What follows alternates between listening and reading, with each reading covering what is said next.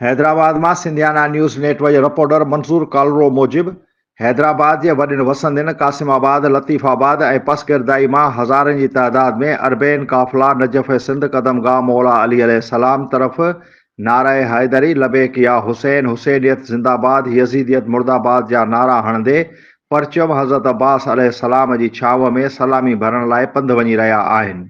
उन्हनि काफ़िलनि में मासूम ॿारड़ा, बुज़ुर्ग, जवान, मर्द, औरतूं शामिल आहिनि। केतिरनि जा पेर उघाड़ा ॾिसजनि था। इश्क़ हुसैन जी अज़ीम आलिशान मुज़ाहिरो।